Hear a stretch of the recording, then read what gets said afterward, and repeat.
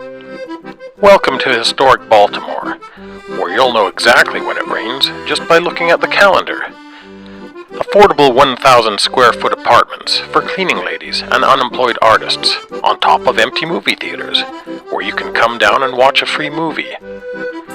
And when you sleep with an alien fishman, people will say, "Oh, that's men for you," because we're so friendly in Baltimore. So come to Baltimore, city of fishmannerly love.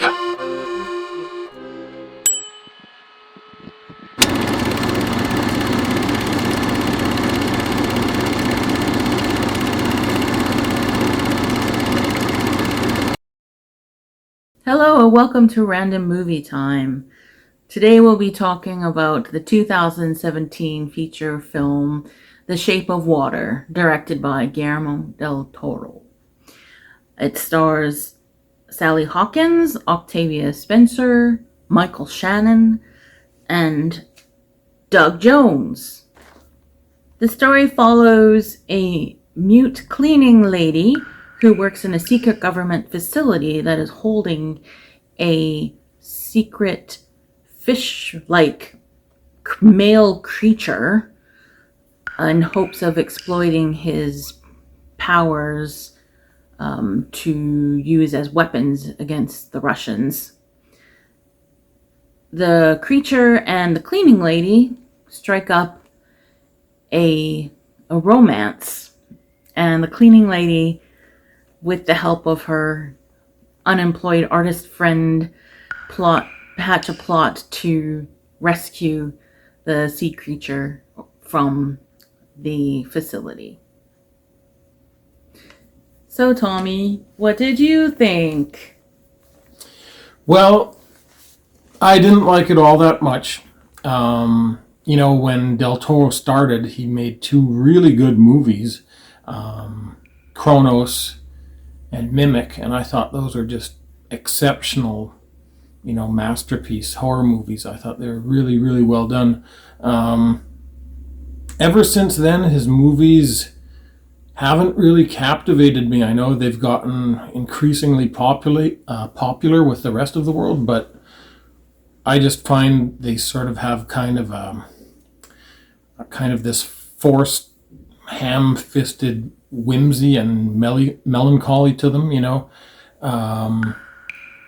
They sort of remind me of those movies, which I like actually, by that director Paul S. Anderson, I believe, who does the Royal Tenenbaums and movies like that. But Wes Anderson, that's it. Yeah. Those movies, they work, in that sort of melancholy style, with this constant whimsical accordion music following all the characters everywhere. But in this movie and in like other Del Toro movies, it sort of feels forced. It sort of feels unearned, like I can't just fall in love with these characters the way he wants me to. And I found that the characters made a lot of dumb mistakes and a lot of dumb decisions, and they find this alien fishman and hardly anybody really reacts to it. They're just like, if you saw that thing in real life, you'd be like, what the hell is that? It's obviously the craziest thing ever found by humanity. Like, it would be like the most amazing thing ever, and then people are just sort of like, well, how about that? And then, she has it living in her house at one point and stuff like that. At one point, she has sex with the creature, and then she tells her friend at work about it, and her friend is just like, "That's a man for you. Like, you've just engaged in bestiality. Like, this isn't cool." It's like, it isn't like Star Trek where this is like Mr. Spock or an Orion slave girl or something. Like, this is like a completely alien creature. But anyway,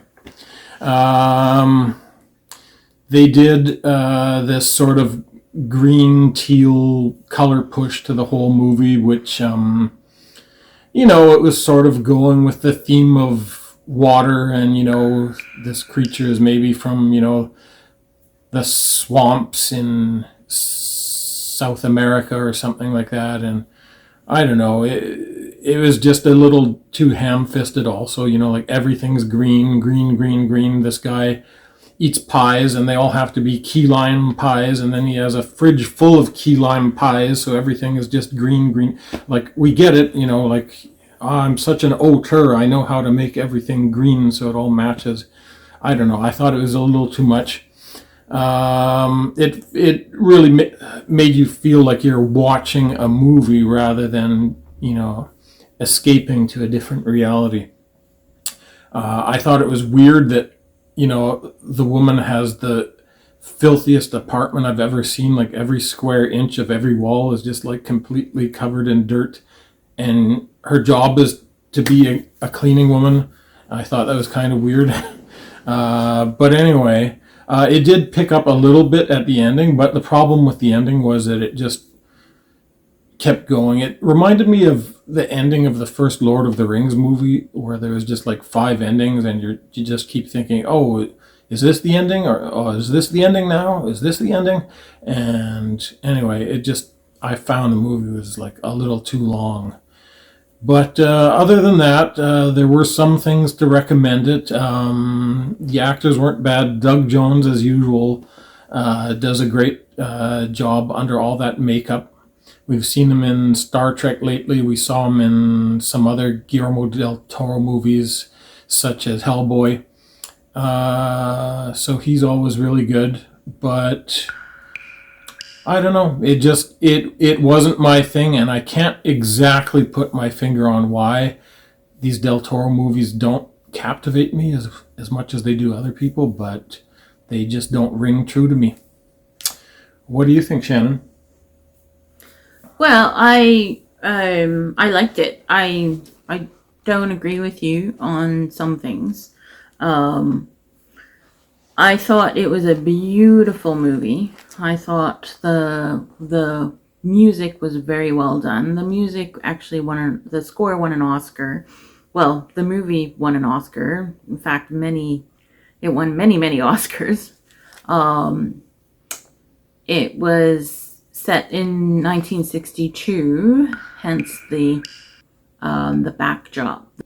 That's why you had the government secretly frantically trying to find ways to one-up the Russians, the Soviet Union at the time. The Cold War was happening, and the Cuban Missile Crisis had just finished. That doesn't really, play a big part in the movie, but it kind of gives you an idea of why this creature is being held and treated so cruelly, and where it's at. And the agent, played by Michael Shannon, is very, very, very bent on using this creature to protect the American people, because he's a very religious man, and he's a very zealous man, and in defend of God and country sort of thing. He views the creature as a deviant, even though it's showing signs of, being able to communicate, and it's a man creature. It's a man water creature. Those are all interesting things to consider.